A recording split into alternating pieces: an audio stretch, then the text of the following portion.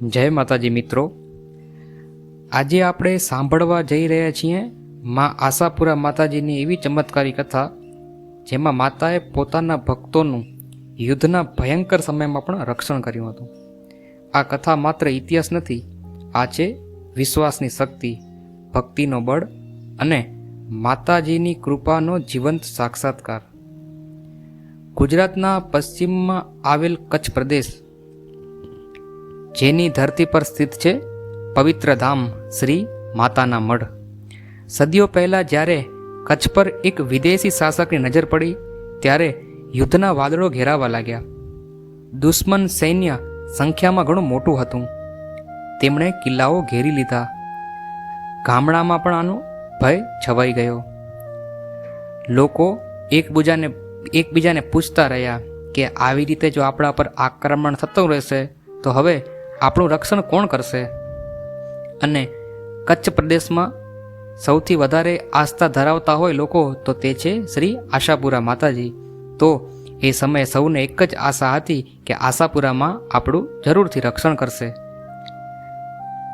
કચ્છના રાજા બહાદુર હતા, પણ આ વખતે દુશ્મન સૈન્ય મોટું હોવાથી પરિસ્થિતિ થોડી ગંભીર હતી. મંત્રીઓએ કહ્યું, મહારાજ, દુશ્મનની સંખ્યા સેનાની અમારી કરતાં 3 ગણી વધારે છે. રાજા ચિંતિત થયા, પરંતુ તેમની અંદર એક વિશ્વાસ હતો કે માતા આપણને ક્યારેય એકલા છોડશે નહીં. તેમણે તરત જ નિર્ણય લીધો કે યુદ્ધની તૈયારી પહેલાં આપણે સૌ માતાના મંદિરે જઈએ અને માતાજીના આશીર્વાદ લઈએ. રાજા સૌ પ્રથમ એકલા જ નીકળ્યા. રાત્રિનો સમય, આકાશમાં ચાંદની અને હવામાં એક અજાણી શાંતિ હતી. મંદિર પહોંચતા જ તેમણે સૌ પ્રથમ મા સામે માથું ઝુકવ્યું અને કહેવા લાગ્યા, હે આશાપુરામાં, આ રાજ્ય તમારું છે, આ પ્રજા પણ તમારી છે. જો આજે તમે રક્ષણ નહીં આપો તો માં, અમે આમાં નબળા પડી જઈશું. રાજાની આંખોમાંથી ઝરઝર આંસુ વહેવા લાગ્યા. તે રાત્રે મંદિરમાં માતાજી સામે અખંડ દીવો પ્રગટાવ્યો અને જમીન પર માથું મૂકીને પ્રાર્થના કરતા રહ્યા.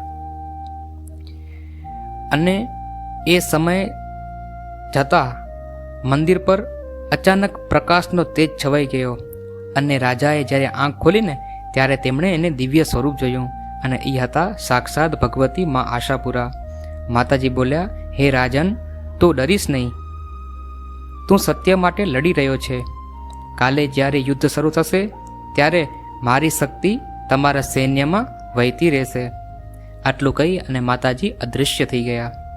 પરંતુ રાજાને હવે મનમાં કોઈ પણ ભય રહ્યો નહીં, માત્ર એને માતાજી પર અતૂટ વિશ્વાસ હતો. સવાર થતાં જ શંખનાદ થયો અને બંને તરફથી સૈન્ય મેદાનમાં ઉતર્યું. દુશ્મનની સેના થોડી મોટી હતી.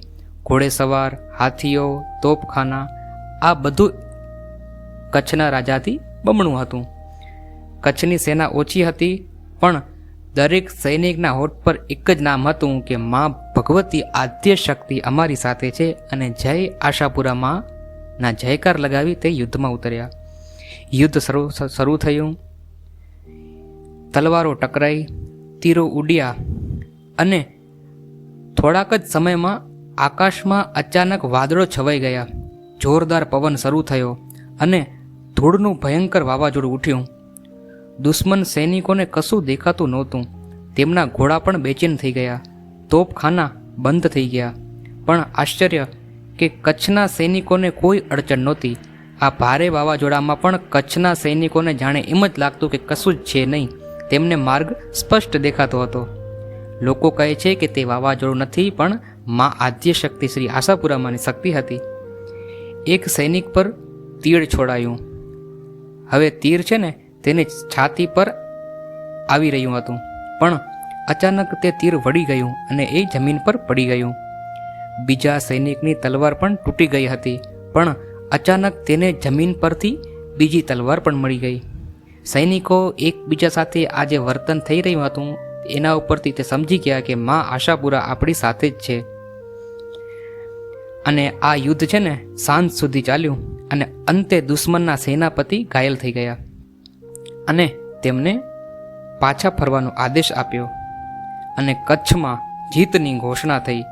અને રાજા આ જીત સાથે તરત જ માતાના મઢ, જ્યાં અત્યારે આશાપુરામાં બિરાજે છે, ત્યાં ગયા અને માતાજીને માથું નમાયું અને માતાજીને કહેવા લાગ્યા, હે માં, આ જીત અમારી નથી, માં, આ જીત તમારી છે. રાજ્યમાં ઉત્સવ મનાવવામાં આવ્યો. મંદિરમાં વિશાળ આરતી થઈ માતાજીની, હજારો દીવાઓ પ્રગટાવવામાં આવ્યા અને રાજાએ ચાંદીનો મુગટ માતાજીને ચડાવ્યો અને વચન આપ્યું કે જ્યારે પણ કચ્છ પર સંકટ આવશે ત્યારે સૌથી પહેલાં માતાનું સ્મરણ અમે જ કરશું અને સૌને અમે એ જ સલાહ આપશું કે માતાજીનું તમે સ્મરણ કરો. આ કથા આજે પણ કચ્છના લોકોને ગૌરવથી કહે છે. દર વર્ષે નવરાત્રિમાં માતાના મઢ ખાતે લાખો ભક્તો ભેગા થાય છે અને આ યુદ્ધના તે દિવસે યાદમાં પણ વિશેષ કરીને માતાજીની આરતી કરવામાં આવે છે. લોકો માને છે કે જ્યારે પણ સચ્ચાઈ માટે લડશો ત્યારે તમે જો સાચા હશો તો માતાજી સ્વયં તમારી પડખે ઊભા રહેશે. મિત્રો, આ કથા આપણને શું શીખવે છે કે મુશ્કેલી આવે ત્યારે ડરશો નહીં, વિશ્વાસ રાખો, પ્રાર્થના કરો અને સાચા માર્ગ પર રહો. માતા હંમેશા રક્ષણ કરશે.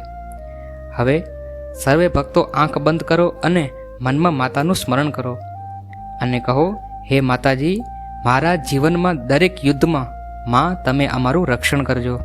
માતા જરૂર સાંભળશે. મિત્રો, જો તમને આ કથા ગમી હોય તો કમેન્ટમાં જય શ્રી આશાપુરામાં જરૂર લખજો અને આવી જ ભક્તિમય અને ચમત્કારી કથાઓ માટે આપણા ચેનલને સબસ્ક્રાઈબ કરી લેજો. જય શ્રી આશાપુરામાં.